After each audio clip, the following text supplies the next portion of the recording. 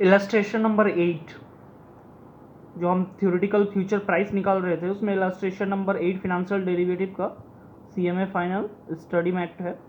तो यहाँ पर कैरिंग कॉस्ट का कॉन्सेप्ट दिया हुआ है और एक जगह अगर आप देखिए तो carrying cost 4% per annum continuous compounding और एक जगह पर अमाउंट में रुपीज़ 100 पर क्विंटल पर क्वार्टर पेबल आफ्टर 2 मंथ्स। तो पेबल आफ्टर 2 मंथ्स काफ़ी इंपॉर्टेंट है, T2 पर है मतलब T2 मंथ्स, तो इसको T0 पर लाना पड़ेगा।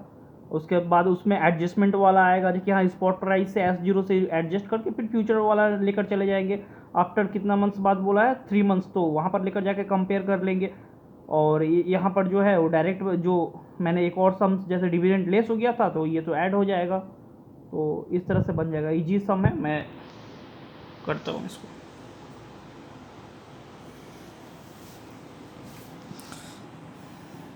Question number 8 financial derivative. तो इसको मैं तो फॉर्मूला तो हमारा वही है, F equal to spot price into e⁻RT। तो यहाँ पर आपका और हम लोग डिविडेंड करते थे तो यहाँ पर तो इन्वेंट्री है, उस केस में तो डिविडेंड आएगा नहीं, और ये तो हम लोग नॉर्मली करते हुए आए हैं। तो यहाँ पर एक और मैंने फार्मूला बताया था, अगर कैरिंग कॉस्ट आ जा रहा है तो spot price into ER+C whole into T, ये फार्मूला हमें इस्तेमाल करना है। तो जो पहला वाला दिया है LDPE ग्रैनुअल्स,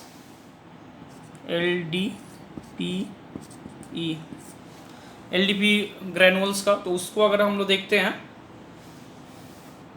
फार्मूला में जस्ट पुट कर देते, कुछ भी नहीं है, ये बहुत आसान से बन जाएगा। तो हमारा कितना है 75 पर kg है, तो 75 इंटू E⁻,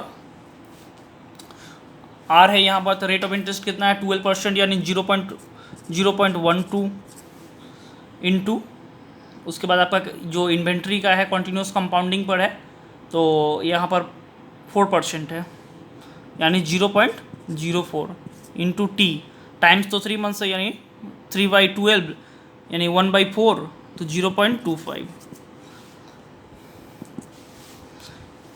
इसको हमें सॉल्व करना है।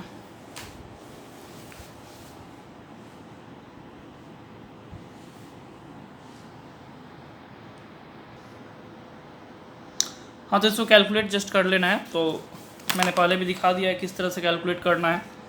शिफ्ट ln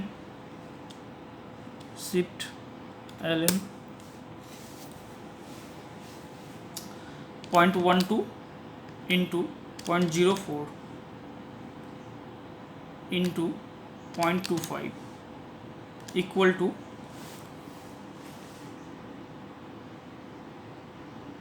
उसके बाद इंटू 75। हाँ तो यहाँ आ जा रहा है 75.09।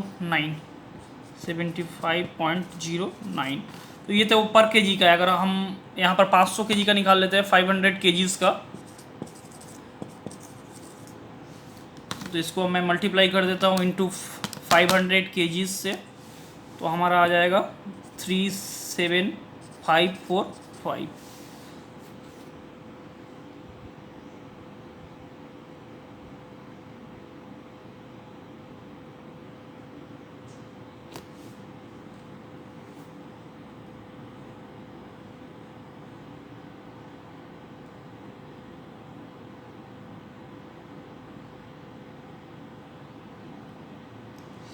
ये प्राइस कहीं ना कहीं गलत निकला है, देख लेता हूँ एक बार कहाँ गलती मैंने किया।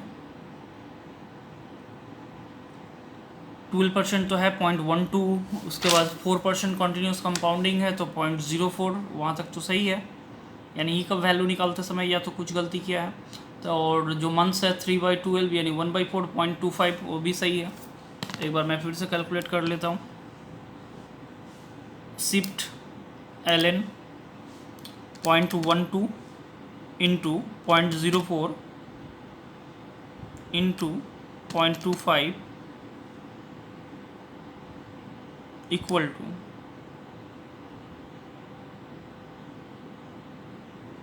हाँ कहीं ना कहीं तो गलत है, पता नहीं चल रहा है कहाँ पर गलत है, एक बार मुझे फिर दिखना हो। आर प्लस सी, अच्छा, आर इंटू मैंने क्यों कर दिया, यहाँ पर फॉर्मूला में तो सी है ना, और सी करना है ना, इसको मल्टीप्लाई तो करना नहीं है, इसको ऐड करना है, सॉरी ऐड करना है। तो यहाँ पर आ जाएगा 0.16, तो यहाँ पर अभी मुझे करना पड़ेगा shift ln 0.16 into 0.25 equal to, अब सही आएगा, जो भी इक्वल टू आ रहा है उससे मल्टीप्लाई कर देते हैं 75 को, तो हमारा ये जो वैल्यू आ रहा है 78.06 आ रहा है।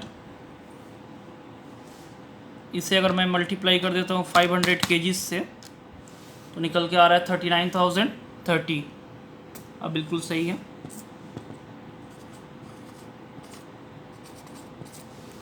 ये आ जा रहा है 39,030।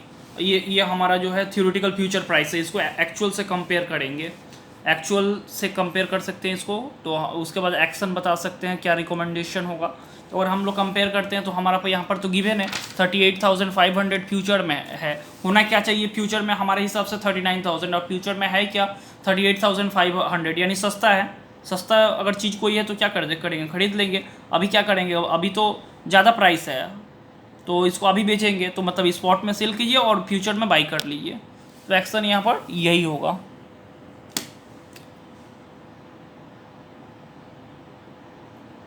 हाँ वही है, फ्यूचर में आप बाई करें और अभी सेल कर दें। स्पॉट में आज क्या करना है, आज सेल कीजिए, ओवर वैल्यूड है तो सेल कीजिए, और फ्यूचर में अगर ये है अंडर वैल्यूड तो वहाँ पर आप बाई कीजिए, तो वो सही रहेगा। हाँ वो तो मैंने प्रेजेंटेशन और इंस्टीट्यूट का बाकी नीचे जो प्रेजेंटेशन दिया हुआ है वो सही है, तो उस तरह से हो जाएगा।